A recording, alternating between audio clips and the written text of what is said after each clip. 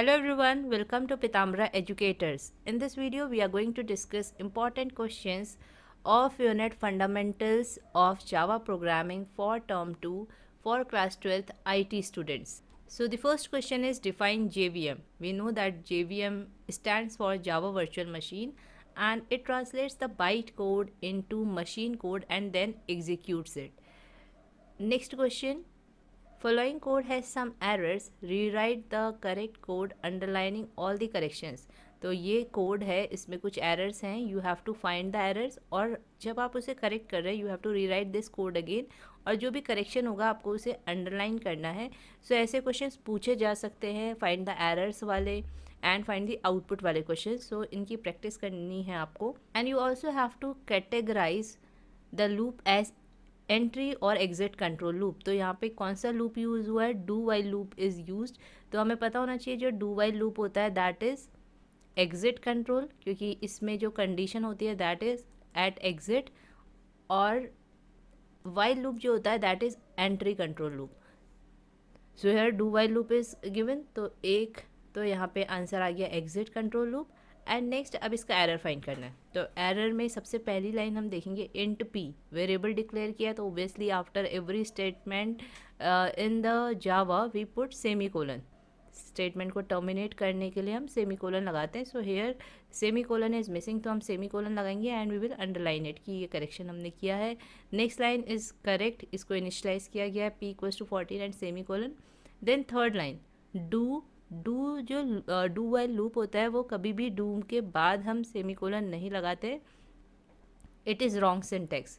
तो हमें find the error वाले क्वेश्चंस के लिए क्या करना है, जितने भी आपके कंसेप्ट दिए, चाहे वो वाइल लूप हो, स्विच केस स्टेटमेंट्स हो, एरे हो, इन सब के आपको स्ट्रक्चर पता होना चाहिए. ट्राई कैच ब्लॉक हमने पढ़ा है, तो इन सब के सिंटेक्स क्या हैं वो हमें पता होना चाहिए. Then only we will be able to find the errors. जैसे डू वाइल लूप में क्या होता है, do then we put curly braces instead of this. तो यहाँ पे आप कर्ली ब्रेसेस लगाएंगे and you will underline it. p equals to p minus two, ये करेक्ट है. System dot out dot display L N. तो डिस्प्ले एल एन फंक्शन नहीं होता है, function is print L N. So we will correct this statement. ये function हम सही लिखेंगे यहाँ पे print L N and we will underline it. उसके बाद ये ब्लॉक कंप्लीट हो गया है यहाँ पे.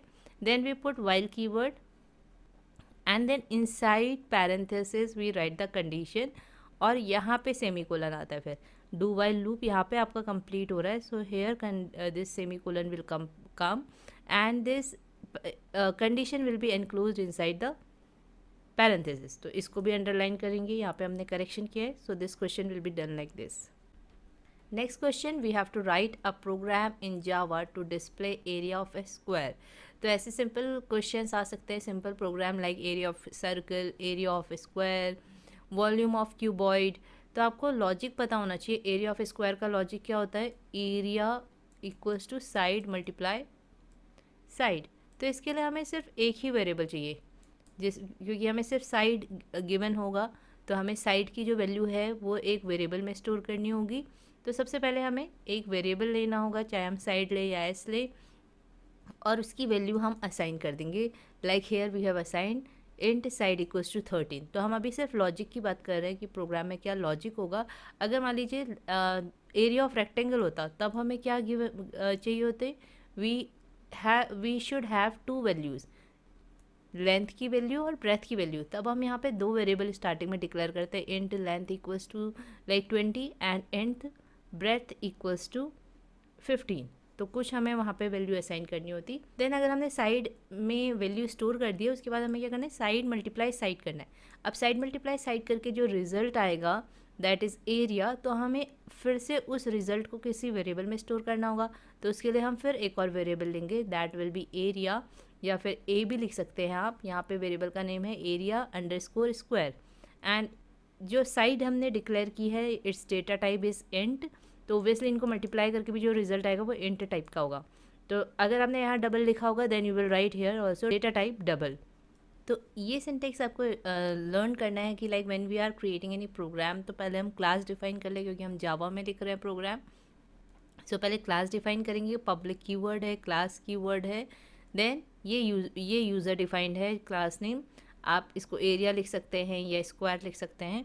देन कर्ली ब्रेसेस, देन फिर ये आपको लर्न करना होगा पब्लिक स्टैटिक वॉइड मेन। यहाँ पे हम मेन फंक्शन के अंदर ही जो लिखा होता है सबसे पहले वो एग्जीक्यूट होता है, तो आप मेन फंक्शन डिक्लेयर करेंगे public static void main, then this argument string ARGS and then curly braces. उसके बाद जो भी आपका वेरिएबल आपने लिया है एंड देन उसका जो भी लॉजिक है, अगर यहाँ पे आप एरिया ऑफ रेक्टेंगल कर रहे होते तो आप लिखते int L equals to 20, int breadth equals to 15 and then int area equals to L into B, means length into breadth जो आपने वेरिएबल लिए होते। Then we have to print this area, तो हम क्या करेंगे system dot out dot print ln और इस वेरिएबल को प्रिंट कर देंगे। अब अगर हमें इसके साथ स्ट्रिंग भी प्रिंट करनी है कुछ, तो हम क्या करेंगे उसे कोट्स के अंदर लिखते हैं area of square equals to, ये स्ट्रिंग है ये एज इट इज प्रिंट होगी, देन प्लस अब हमें वेरिएबल को की वैल्यू जो है इस स्ट्रिंग के साथ प्रिंट करनी है, तो हम उसके बीच में क्या लगा देते हैं प्लस, तो ये कॉन्केटिनेट हो जाता है। And these curly braces, class के बाद कर्ली ब्रेसेस ओपन हुआ है तो वो यहाँ पे एंड हुआ है। मेन फंक्शन का कर्ली ब्रेसेस भी हमें क्लोज करना होगा जब मेन फंक्शन एंड हो जाएगा। Next question, differentiate between equals to and equals to operator. So we know कि इक्वल्स टू किस लिए यूज़ होता है, for assignment, it is an assignment operator. इसमें जब हमें वेरिएबल में कोई वैल्यू असाइन करनी होती है then we use this assignment operator. And equals to is a comparison operator, it is a relational operator, it is used for comparing the values whether these values are equal or not। तो हम यहाँ पे example देके कर सकते हैं, like int equals to 10 will assign a value 10 to a variable a, whereas a equals to 10 will check whether value of a is equal to 10 or not। Next is define constructor, also write two characteristics of constructor। So what is constructor? It is a special method, we have studied it कि ये एक method की तरह ही होता है, but it is a special, it does not have any return type and its name is same as class name। And what is the use of this method? It is used to initialize the data members of the class। तो constructor हम क्यों create करते हैं, जिससे कि हम data members जो भी हैं class के उनको initialize कर सके अगर हमने पहले initialize नहीं किया है। And its characteristics are constructor have the same name as the class and it does not have any return type, it may or may not have a parameter list। whenever a new object of class is created, तो जैसे ही हम नया object class का create करते हैं तो constructor क्या होता है बाय डिफ़ॉल्ट इन्वोक हो जाता है, ये ऑटोमेटिकली इन्वोक हो जाता है, ये हम पढ़ चुके हैं, आपको याद होगा। Next is how are exceptions handled in Java, explain with the help of a suitable example. तो ये हमने अपनी रिसेंट वीडियो में पढ़ा है कि एक्सेप्शंस क्या होते हैं, an error situation that is unexpected in the program execution and cause it to terminate unexpectedly. तो हमने एक्सपेक्ट नहीं किया है कि वो एरर आ जाएगी और एग्जीक्यूशन के टाइम पे क्या होता है आपका प्रोग्राम जो है अब्रप्टली टर्मिनेट हो जाता है या स्टॉप हो जाता है कंट्रोल फ्लो उसका, then it is called a exception। and how it is handled using two keywords, that is try and catch। तो try क्या करता है, it surrounds the part of the code that can generate exception and catch block follows a try block। तो try के साथ catch का pair होता है। a catch block execute contains the exception handler specific code। तो जो भी exception raise होने पर जो भी action perform होना है that we define inside the catch block। The optional finally block is always executed when try block exits। तो एक और होता है that is final block. Final block कब आपका फाइनली ब्लॉक कब एग्जीक्यूट होता है, जब आपका ट्राई कैच ब्लॉक कंप्लीट हो जाता है, वहाँ से एग्जिट होने वाला होता है। अगर आपने फाइनली डिफाइन किया है then it will be executed, however it is optional. तो यहाँ पे एग्जाम्पल दे के समझाने को कहा है, so we can give a example of division by zero, या फिर हम एग्जाम्पल उसका भी दे सकते हैं आउट ऑफ रेंज का, it is up to you. So we have taken example of division by zero, try, then int code equals to divide 10,100। तो यहाँ पे हम फंक्शन कॉल कर रहे हैं, यहाँ पे आप फंक्शन डिफाइन भी कर सकते हैं, यहाँ पे हमने फंक्शन नहीं डिफाइन किया है। तो जो वीडियो हमने डिस्कस की थी उसमें प्रॉपरली आपको ये डिफाइन था, तो उसमें आप उससे भी देख सकते हैं। यहाँ पे आपको क्या लिखना है, int divisor comma int dividend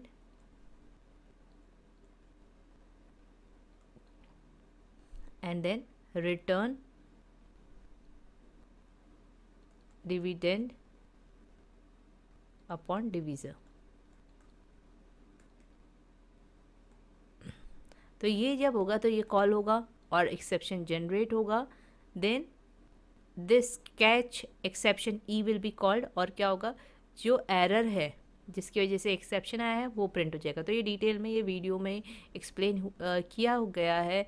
जो एक्सेप्शन हैंडलिंग वाली वीडियो है, अगर आपने वो नहीं वॉच की है तो please watch it. I will provide the link in description box, तो आपको ये अच्छे से समझ में आ जाएगा।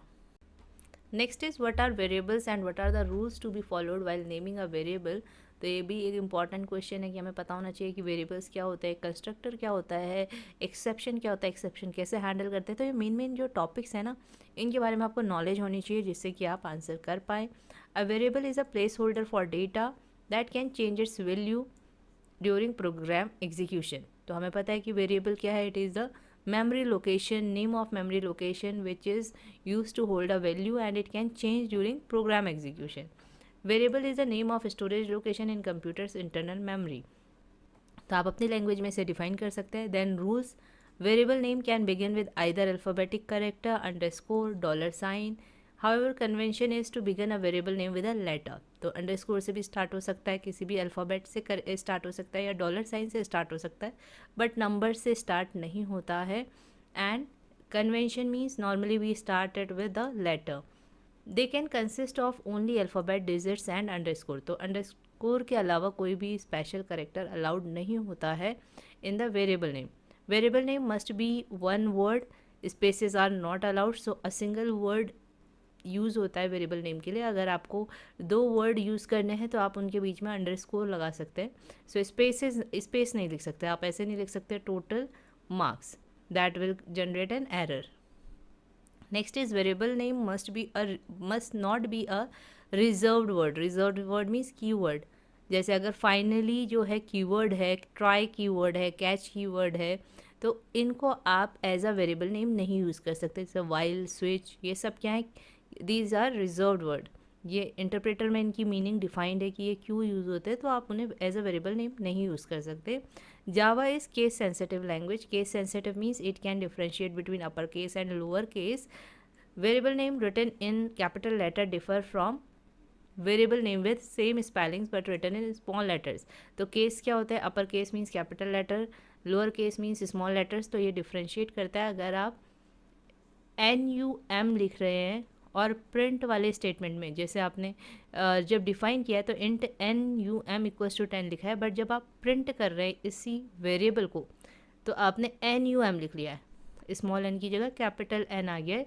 सो it is not going to recognize this NUM और आपको एरर मिलेगा। Rewrite the following code using while loop. यहाँ पे ये जो कोड लिखा है ये फॉर लूप के थ्रू लिखा हुआ है और आपको इसे दोबारा लिखना है यूजिंग वाइल लूप। तो आपको याद होगा कि वाइल लूप में क्या होता है, हम जो भी कंट्रोल वेरिएबल होता है उसे पहले इनिशलाइज कर लेते हैं और फिर वाइल के साथ क्या आता है, कंडीशन आती है। तो यहाँ पे आपको क्या करना है, ये जो इंट i इक्वल्स टू 2 है ये आप ऊपर ही इसे डिफाइन कर देंगे। आप सेपरेटली भी लिख सकते हैं int x equals to 100 and then separate line में इंट i इक्वल्स टू 2, या फिर आप इन्हें एक साथ डिफाइन कर सकते हैं, इनिशलाइज कर सकते हैं शुरू से।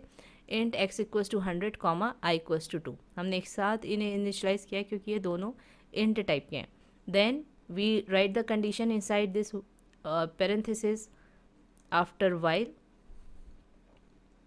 तो ये तो सिंटेक्स आपको याद होगा कि हम क्या करते हैं, पहले इनिशलाइज बाहर करते हैं। जैसे कि फॉर लूप में तो हम तीनों चीज़ें यहीं पे कर लेते हैं, initialize, control variable, condition, then updation of the value of this control variable, जो इस लूप को कंट्रोल कर रहे हैं कि कितने बार ये लूप आपका एग्जीक्यूट होगा।